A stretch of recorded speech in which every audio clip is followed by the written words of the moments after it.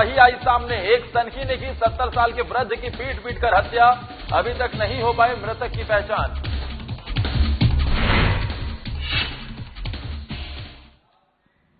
और इस बीच एक बहुत बड़ी खबर आ रही है, कांग्रेस कार्य समिति की बैठक जारी है। नई दिल्ली में ये बैठक हो रही है, सीडब्ल्यूसी की बैठक, और इसमें कई तरीके की खबरें निकलकर सामने आ रही है। दो खेमों में कांग्रेस एक बार फिर बढ़ती नजर आ रही है। एक खेमा राहुल गांधी को अध्यक्ष बनाने के पक्ष में है, दूसरा खेमा कांग्रेस को मजबूत करने की बात कह रहा है। यानी एक बार फिर से ये विवाद उछलता हुआ नजर आ रहा है। सोनिया गांधी ने इस बीच कहा कि उन्हें अध्यक्ष पद की जिम्मेदारी से मुक्त करें। अंतरिम अध्यक्ष पद का जो उनका ये बयान निकलकर सामने आया था कि बतौर अंतरिम अध्यक्ष उनका 1 साल का कार्यकाल पूरा हो गया, अब कांग्रेस पार्टी फैसला ले। इसके बाद लगातार ये विवाद बढ़ता नजर आ रहा है। सीडब्ल्यूसी की बैठक नई दिल्ली में चल रही है, लेकिन अभी 2 धड़ों में कांग्रेस बढ़ती नजर आ रही है। आपको ये भी बता दें कि 23 नेताओं ने कांग्रेस पार्टी के लेटर लिखा था। उसी लेटर विवाद को लेकर सीडब्ल्यूसी की ये बैठक चल रही है। हमारे साथ बिहार झारखंड संपादक दीपक ओझा फोन लाइन पर जुड़ गए हैं। दीपक ओझा, जब साल के आखिर में बिहार में चुनाव हो और उससे पहले कांग्रेस 2 धड़ों में राष्ट्रीय स्तर पर बढ़ जाए, कितना बड़ा नुकसान उठाना पड़ सकता है? देखिए, अगर ये जब से राहुल गांधी ने इस्तीफा दिया है और सोनिया गांधी को अंतरिम अध्यक्ष बनाया गया था, तभी से मांग करते हैं कोई फुल टाइम अध्यक्ष चुना जाए और संगठन को मजबूत किया जाए। आपने देखा कई राज्यों में जो सरकारें उथल पुथल हुई, जहां कांग्रेस शासित राज्य है, वहां कांग्रेस ही 2 खेमे में बटी नजर आई, आपस में झगड़ा दिखा, और उसको सुलझाने के बाद आज कांग्रेस में कई दिनों से मांग चल रही थी कि फुल टाइम अध्यक्ष चुना जाए, जिससे कि पार्टी को रूट लेवल से मजबूत किया जाए। और उसको लेकर के आज 1 बजे से मैराथन बैठक चल रही है, सीडब्ल्यूसी की बैठक चल रही है कांग्रेस में। उसमें कांग्रेस इस बैठक में भी दो होती नजर आ रही है। एक खेमा राहुल गांधी को अध्यक्ष बनाने का मांग कर रहा है, वहीं दूसरा खेमा कह रहा है कि कोई ऐसे अध्यक्ष को बनाए जो वो एनर्जेटिक हो और यंग हो। तो ये दोनों खेमे को सामंजस्य से बैठाना ये एक अहम चुनौती है कांग्रेस के लिए। लेकिन जो पल्ला भारी दिख रहा है वो मांग कर रहा है कि राहुल गांधी को अध्यक्ष बनाया जाए। लेकिन जो दूसरा खेमा है, जो पुराने नेता हैं, जो कांग्रेस से ताल्लुकात रखते हैं, जो कांग्रेस से सेंटिमेंट रखते हैं और कांग्रेस को मजबूत करना चाहते हैं, उनका इशारा ये है, वो ये इशारा कर रहे हैं कि गांधी परिवार से हटकर कोई यदि अध्यक्ष हो तो चलेगा। दूसरे खेमा ये दुहाई दे रही है कि गांधी परिवार को यदि छोड़ दिया जाए तो कांग्रेस कमजोर हो जाएगी। तो उस पर उनका दलील ये है कि राहुल गांधी भी जब अध्यक्ष थे तब भी कांग्रेस हारी थी, इसमें कोई नई बात नहीं है। तो संगठन को चलाने के लिए परिवार की नहीं, नेता की जरूरत होती है। तो आज देखने वाली बात होगी कि क्या फैसला होता है सीडब्ल्यूसी में। अभी क्या दीपक लाइव अपडेट निकलकर सामने आ रहे हैं, क्या कुछ बैठक में हो रहा है, अंदर खाने से क्या खबर मिल रही है? अंदर खाने की खबर यही है कि एक खेमा राहुल के पक्ष में है, दूसरा खेमा कोई अन्य नेता के पक्ष में जो गांधी परिवार से बाहर का हो। और सोनिया गांधी ने भी साफ कर दिया है कि इस अंतरिम अध्यक्ष पद से मुझे मुक्त किया जाए और अब हम कांग्रेस अध्यक्ष पद की जिम्मेवारी नहीं निभाना चाहते हैं। तो सोनिया गांधी का भी इशारा कहीं यही कह रहा है कि राहुल गांधी को छोड़कर कोई दूसरा अध्यक्ष भी होता है तो गांधी परिवार को ये मान्य होगा। ये अब तक के अपडेट बता रहे हैं फादर। दीपक, इस बीच एक बयान में आपको बताना चाह रहा हूं, जिस तरीके से कपिल सिब्बल ने, जो कि कांग्रेस पार्टी के वरिष्ठ नेता है, उन्होंने इस बैठक के बीच में ट्वीट कर ये कहा कि राहुल गांधी ने उनसे ये कहा है कि आप बीजेपी की तरफ जा रहे हैं। यानी जिन नेताओं ने इस लेटर को लिखा है उनका बीजेपी की तरफ झुकाव है। इस जो पूरे ट्वीट है इसको कैसे देखते हैं, किस और ये इशारा कर रहा है? देखिए, Kapil Sibal time to time आवाज उठाते रहे संगठन को लेकर के, और इसमें ये बहुत अहम हो जाता है कि जब बैठक चल रही है एक और दूसरी ओर कपिल सिब्बल ने ट्वीट किया है। ट्वीट कर करके उन्होंने कहीं न कहीं इशारा किया है कि अंदर खाने में क्या बातें चल रही है और जो इन पर आरोप लगते आए हैं। जब ये थोड़ा सा किसी मुद्दे पर सॉफ्ट अपनाते हैं तो उस पर इन पर आरोप लगता है कि आप बीजेपी के खेमे में जा रहे हैं या आप कांग्रेस को फुल टाइम नहीं समझ रहे, कांग्रेस के सेंटीमेंट को नहीं समझ रहे हैं। तो ये आरोप इन पर लगते आए हैं और ये जो इनका ट्वीट देख करके भी यही लगता है कि इन पर इसीलिए आरोप लग रहा है। लेकिन इसी बैठक में सचिन पायलट ने भी कहा है कि राहुल गांधी को अध्यक्ष बनाया जाना चाहिए। एक तरह से उन्होंने प्रस्ताव भी दे दिया है कि ये बनाया जाना चाहिए। तो ये अंदरूनी कला है और जब तक अंदरूनी कला खत्म नहीं होता है आदर्श, तो कांग्रेस को फिर नुकसान भुगतना पड़ सकता है। दीपक, इस बीच में आपको इंटरप्ट करके उनका जो ताजा ट्वीट है वो बता दूं कि उन्होंने लिखा है कि राहुल गांधी की तरफ से मुझे पर्सनली इन्फॉर्म किया गया और उसके बाद मैं अपना ट्वीट ये वापस लेता हूं, यानी उन्होंने वो ट्वीट डिलीट कर दिया अपनी प्रोफाइल से। अब कहीं न कहीं दबाव है। आप देख रहे हैं कि जब राहुल गांधी ने इसमें इंटरफेयर किया है और उनको ये हिंट किया गया है कि आप संगठन की बातों को बाहर न लाएं, सोशल मीडिया प्लेटफॉर्म पर नहीं लाएं, इसका भी खामियाजा कांग्रेस को भुगतना पड़ सकता है। तो अब बैठक खत्म होने वाली है, बैठक खत्म होते ही क्या अपडेट आते हैं आगे हम लोग अपडेट करेंगे। शुक्रिया दीपक तमाम जानकारी देने के लिए आपका। लेकिन जिस तरीके से CWC यानी कांग्रेस वर्किंग कमेटी की नई दिल्ली में बैठक चल रही है, देखना दिलचस्प होगा क्या कुछ बैठक से निकलकर सामने आता है। क्या कांग्रेस को नया अध्यक्ष मिलता दिखेगा, वो भी गांधी परिवार का ना हो, ऐसा होता हुआ हमें देखने को मिलेगा। ये दिलचस्प होगा। वक्त ब्रेक का हो चला है, ब्रेक के उस पार खबरों का सिलसिला लगातार जारी रहेगा।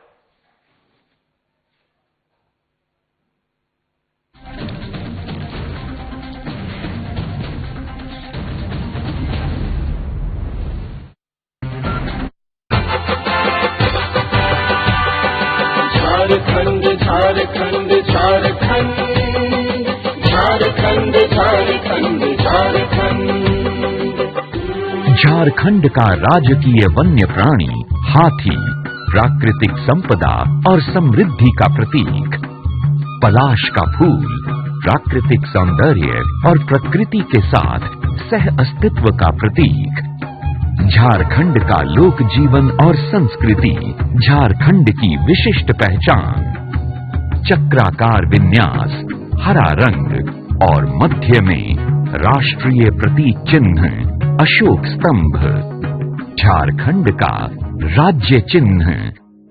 मेरे झारखंड वासियों, अलग राज्य बनने के बाद से ही झारखंड के लिए एक ऐसे प्रतीक चिन्ह की आवश्यकता महसूस हो रही थी जिसमें पूरे झारखंड की भावना दिखती। झारखंड सरकार का यह प्रतीक चिन्ह संपूर्ण झारखंड के कोने कोने को प्रतिनिधित्व करता है। झारखंड को मिला आत्मसम्मान का गौरव, प्रकृति के साथ प्रगति के पथ पर झारखंड। एक सर्किट हाउस।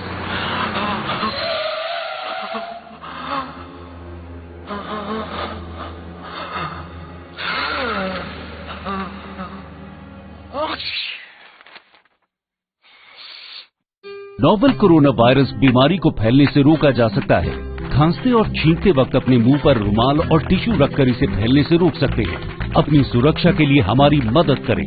अगर आपको खांसी, बुखार या सांस लेने में तकलीफ हो तो तुरंत नजदीकी स्वास्थ्य केंद्र जाएं या हेल्पलाइन नंबर 911123978046 पर संपर्क करें।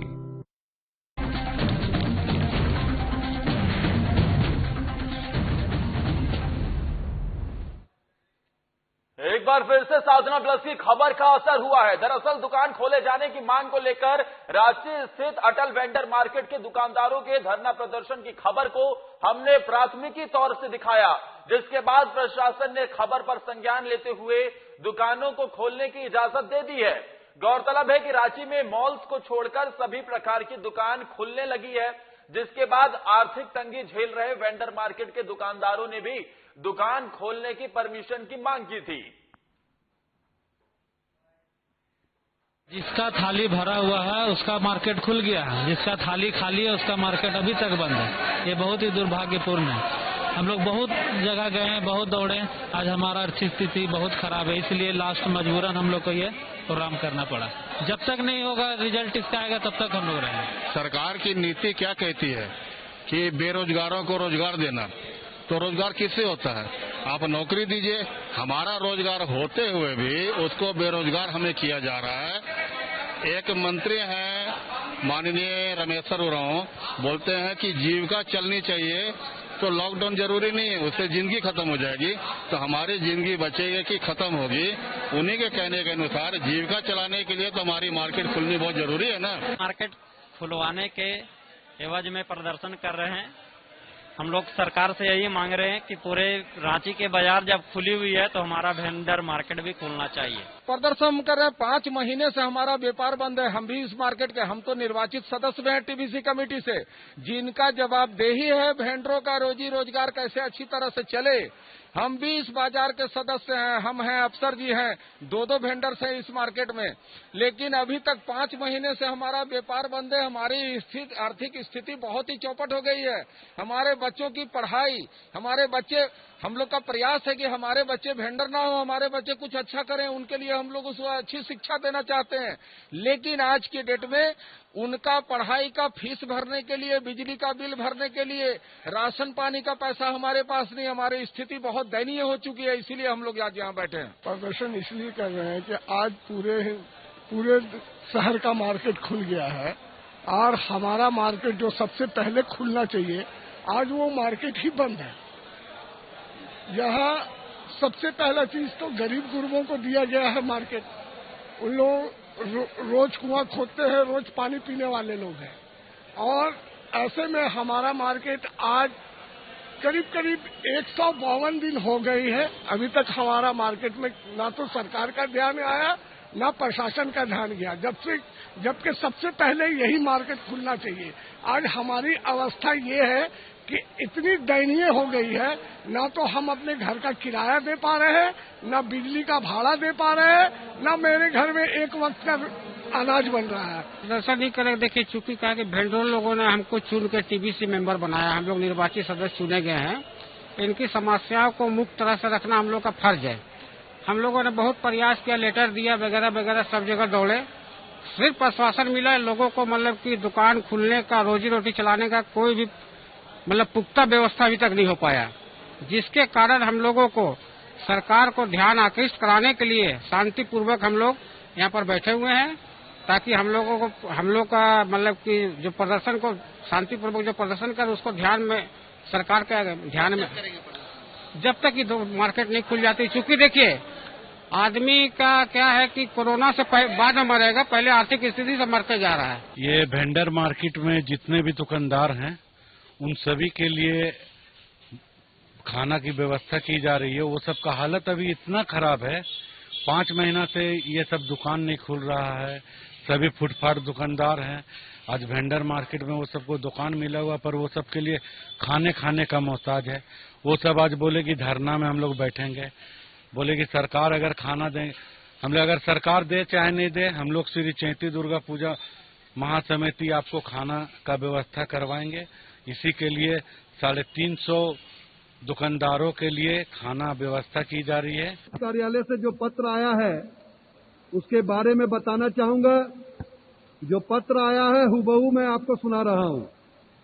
विषय है अटल स्मृति वेंडर मार्केट के आयोजन के संबंध में। पत्रांक 331 डेटेड 17/8/2020। निर्देशानुसार उपयुक्त विषय के संबंध में कहना है कि अटल स्मृति वेंडर मार्केट को खोलने हेतु कोविड-19 महामारी के मद्देनजर केंद्रीय गृह मंत्रालय, भारत सरकार एवं झारखंड सरकार द्वारा जारी दिशा निर्देश के आलोक में निम्नलिखित शर्तों का अनुपालन आवश्यक है।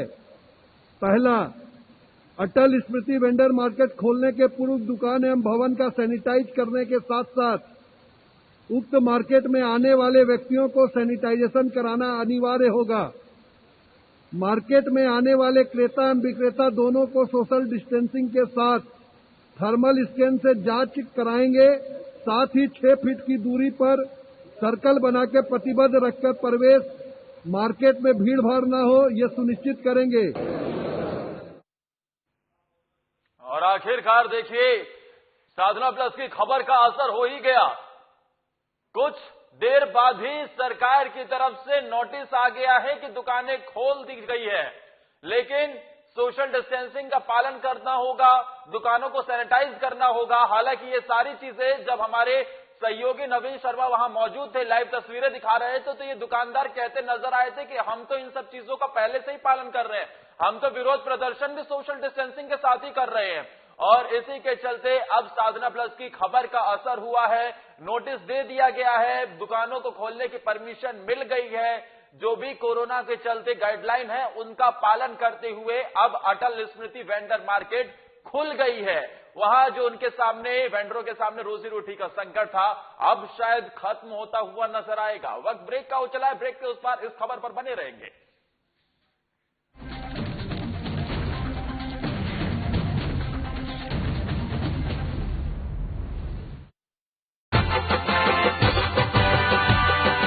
झारखंड झारखंड झारखंड झारखंड झारखंड झारखंड झारखंड का राजकीय वन्य प्राणी हाथी प्राकृतिक संपदा और समृद्धि का प्रतीक, पलाश का फूल प्राकृतिक सौंदर्य और प्रकृति के साथ सह अस्तित्व का प्रतीक, झारखंड का लोक जीवन और संस्कृति झारखंड की विशिष्ट पहचान, चक्राकार विन्यास, हरा रंग और मध्य में राष्ट्रीय प्रतीक चिन्ह अशोक स्तंभ, झारखंड का राज्य चिन्ह। मेरे झारखंड वासियों, अलग राज्य बनने के बाद से ही झारखंड के लिए एक ऐसे प्रतीक चिन्ह की आवश्यकता महसूस हो रही थी जिसमें पूरे झारखंड की भावना दिखती। झारखंड सरकार का यह प्रतीक चिन्ह संपूर्ण झारखंड के कोने कोने को प्रतिनिधित्व करता है। झारखंड को मिला आत्मसम्मान का गौरव, प्रकृति के साथ प्रगति के पथ पर झारखंड।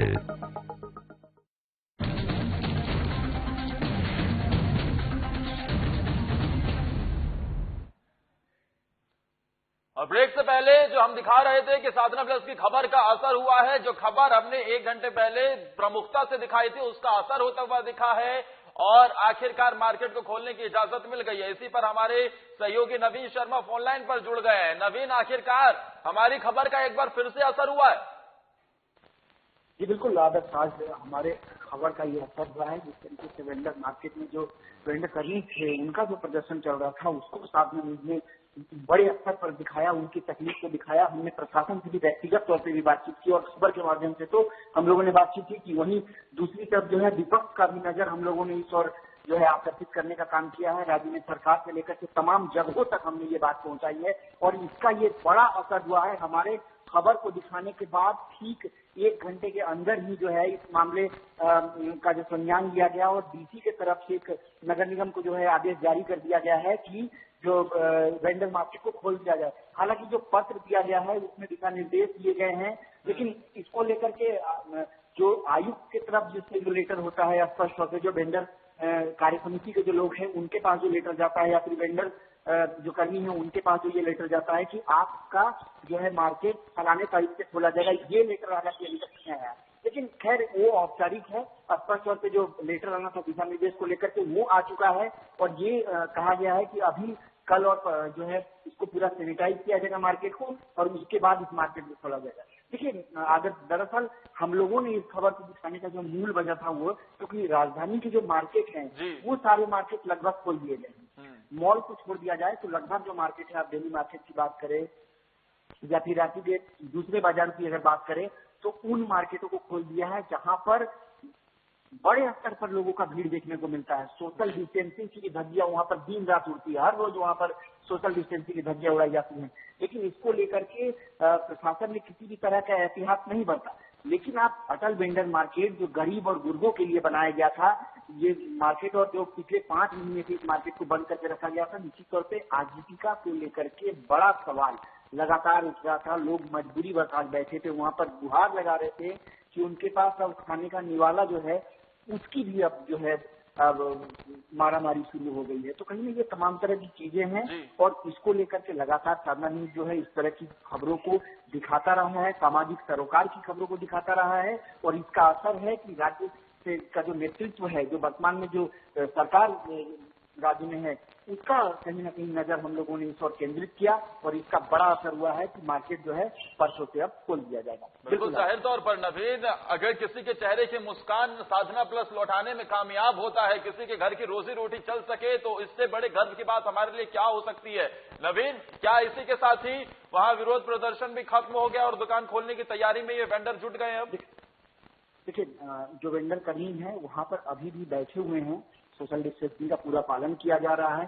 पत्र आ गया है, वहां पर जो महापौर हैं वो भी वहां मौजूद थे। उप महापौर ने बाकायदा अपने बयानों में भी कहा कि पत्र जो है शाम तक जारी कर दिया जाएगा, और उन्होंने स्पष्ट कहा है कि दिशा निर्देश आ गया है, खोलने के लिए आदेश जारी हो गए हैं। तो अब जो है आज जो है प्रदर्शन ये समाप्त हो जाएगा। हालांकि मैं बता दूं कि जब तक प्रदर्शन हो रहा था इसी बीच में वहाँ एक मंदिर समिति है, जिस समय तक सरकारी नुमाइंदे वहाँ नहीं पहुंचे थे, तो मंदिर समिति वहाँ पर जो लोग प्रदर्शन कर रहे थे उनके लिए खाने पीने और भोजन की व्यवस्था जो है मंदिर समिति ने कराई थी। तो अब ये तमाम लोग वहाँ पर हैं, शायद समिति के द्वारा भोजन कराया जाएगा उनको। और फिर से एक बार राजधानी रांची में कोरोना की विपरीत परिस्थितियों में भी जो वेंडर मार्केट है, अटल स्मृति वेंडर मार्केट, ये वेंडर मार्केट फिर एक बार जो है जगमगाएगा। लोग जाएंगे सोशल डिस्टेंसिंग के साथ, फिर से एक बार हम लोग देखेंगे कि ये मार्केट शुरू हो जाएगा। बिल्कुल, शुक्रिया नवीन तमाम जानकारी देने के लिए आपका। विधानसभा चुनाव को देखते हुए राजनीतिक पार्टियों के बीच आरोप प्रत्यारोप का सिलसिला बिहार में जारी है। इसी कड़ी में पप्पू यादव लगातार राज्य सरकार के साथ साथ केंद्र सरकार पर निशाना साधते नजर आ रहे हैं। एक बार फिर पप्पू यादव ने मेडिकल और इंजीनियरिंग के प्रवेश परीक्षा को लेकर सरकार पर निशाना साधा है। आपको बता दें कि सितंबर में होने वाली मेडिकल परीक्षा, नीट और इंजीनियरिंग प्रवेश परीक्षा, जेईई मेन का जो डेट आगे बढ़ाने को लेकर जो याचिका दी गई, सुप्रीम कोर्ट ने उसे खारिज कर दिया था, जिसका लगातार विरोध जारी है। अब इस पर मुजफ्फरपुर में पप्पू यादव ने भी अपना बयान दिया है। पप्पू ने कहा है कि नीतीश कुमार ने पहले बिहार के लोगों को कोरोना वायरस से मरने के लिए छोड़ दिया और अब इस परीक्षा से बच्चों की बलि चढ़ाना चाहते हैं।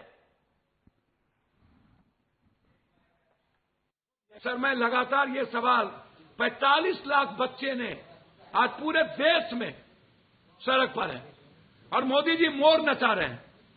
Entire coaching mafia Modi ji के गवर्नमेंट को पैसा उधेड़ दी है। जब आप कोई कोचिंग नहीं गया, बच्चे हमारे पढ़े नहीं, नेता और नेता की बीवी बाल बच्चे को कोरोना का डर है और हिंदुस्तान के मिडिल क्लास के बच्चों को कोरोना का डर नहीं है। सिर्फ माफियागिरी का खेल, 1000 करोड़ रुपया से ऊपर इन माफियाओं ने केंद्र की सरकार को पैसा दिया। जंग होगा, जंग। नीट का एग्जाम बच्चों के साथ मौत का सौदा है। उधर बिहार के मुख्यमंत्री द्वारा शुरू की गई नल जल योजना के संबंध में मोतिहारी के नगर पंचायत के कार्यपालक पदाधिकारी संदीप कुमार ने सुगोली के नगर पंचायत के सभागार में सभी संवेदकों के साथ बैठक की। इस बैठक में नल जल योजना के तहत किए जा रहे कार्यों को जल्द पूरा करने का निर्देश दिया गया। इस दौरान कार्यपालक पदाधिकारी ने यह बताया कि नगर में चल रहे नल जल के कार्य के हर कीमत पर आने वाली 28 अगस्त तक पूरा करना होगा और तय समय तक पूरा नहीं करने वाले संवेदक पर कानूनी रूप से कार्रवाई की जाएगी। ये काम पूरा करने का हम लोगों ने टारगेट रखा है कि 10 सितंबर तक के लिए सारी योजनाएं जो भी छूटी हुई हैं उनको पूरा करना है। और माननीय मुख्यमंत्री जी द्वारा 28 अगस्त को जो योजनाएं पूर्ण हो चुकी हैं उनका ऑनलाइन उद्घाटन करवाया जाना है। तो उसी क्रम में जो भी काम बचे हुए हैं, जो भी थोड़ा बहुत कमियां रह गई हैं, उसको हम पूरा करवा रहे हैं। और इलेक्ट्रिसिटी कनेक्शन देख रहे हैं कि यहाँ पे छूटा हुआ है, तो संबंधित कनीय अभियंता को इसका निर्देश दे। एक और सरकार लगातार कोरोना संक्रमण पर अंकुश लगाने को प्रयासरत है, वहीं दूसरी ओर लोग कोरोना के मद्देनजर बनाई गई गाइडलाइन का उल्लंघन करने से बाज भी नहीं आ रहे हैं। ताजा मामला मुख्यमंत्री नीतीश कुमार के गृह जिले में कतरीसराय थाना क्षेत्र के पटोरिया गांव का है, जहां लोग बेखौफ होकर सांस्कृतिक कार्यक्रम कराने का काम कर रहे हैं। इस दौरान बार बालाओं के भोजपुरी और अश्लील गानों पर लोग ठुमके लगाते हुए नजर आए। आपको बता दें कि इससे पहले भी इस तरह की घटना भागन बिगहा थाना क्षेत्र के बोकना गांव में हुई थी। इस मामले में एफआईआर तो दर्ज हुई थी, लेकिन कोई कार्रवाई नहीं की गई। जिस तरह से ऐसी घटनाएं सामने आ रही हैं, निश्चित तौर पर सरकार के लिए चिंता का विषय है।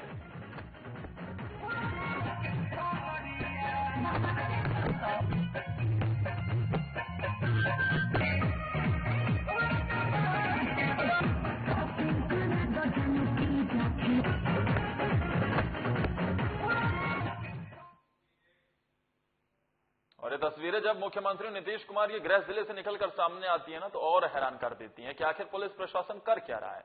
चतरा सदर अस्पताल में स्वास्थ्य कर्मियों और प्रशासन की लापरवाही देखने को मिली है, जिसकी वजह से एक बड़ी घटना हो गई। आपको बता दें कि अस्पताल के मेल वार्ड में भर्ती 70 साल के वृद्ध की एक सनकी ने पीट कर हत्या कर दी। सनकी ने अस्पताल परिसर में दिन दहाड़े घटना को अंजाम दिया, जिसमें स्वास्थ्य महकमे में इसकी वजह से हड़कंप भी मच गया। हालांकि मृतक की पहचान अब तक नहीं हो पाई है। मामले में कर्मियों ने बताया कि वार्ड में भर्ती एक सनकी ने मच्छरदानी की पाइप निकालकर अचानक उस पर हमला कर दिया, जिससे वृद्ध की मौत हो गई। सूचना मिलते ही पुलिस निरीक्षक सह सदर थाना प्रभारी लव कुमार दलबल के साथ अस्पताल पहुंचे और मामले की जांच शुरू कर दी। 3 बजे से ड्यूटी आए विजिट करने का, आते ही राउंड पेशेंट करते हैं, तो उसको मारा था। ठीक है, पूरा दीवार पे ब्लड लगा हुआ था, देखे उसका ड्रेसिंग किए, सारा इंजेक्शन वगैरह पड़ा, सलाइन वगैरह लगा। सर को बोले इसका हालत देख करके जैसा वैसा कीजिए, सर रेफर किए। ठीक है, और इसके दौरान